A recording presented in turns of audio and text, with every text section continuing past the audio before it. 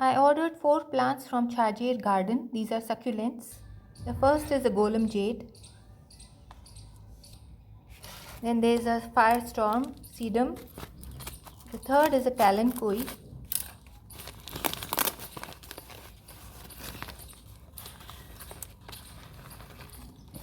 The plants arrived in good condition. There doesn't seem to be any soil spillage.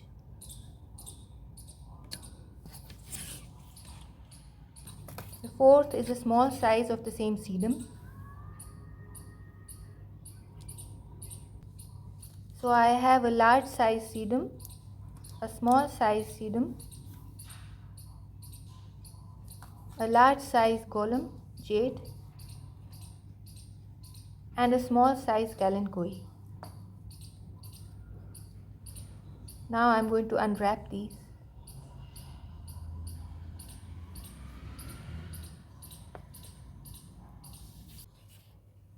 As you can see, they have been planted in coco peat, which is an advantage because it gels well with the succulent potting mix that I am going to use.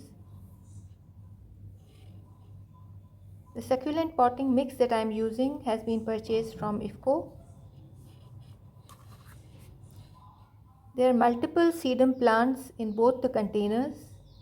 Even the small one has 2 sedums and the larger one has 3.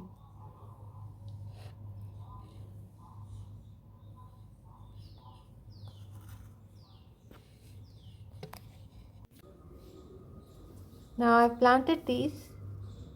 The important thing to do is to keep the original root ball a few millimeters above the new soil.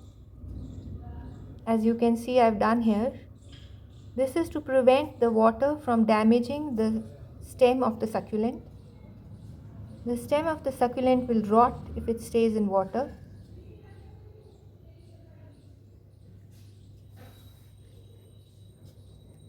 So take care to not bury the succulent stem deep in the new potting soil.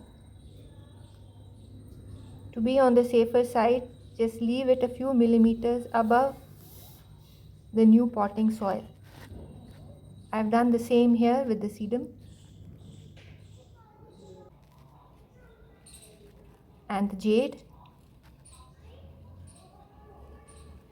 You can see the original root ball of this plant.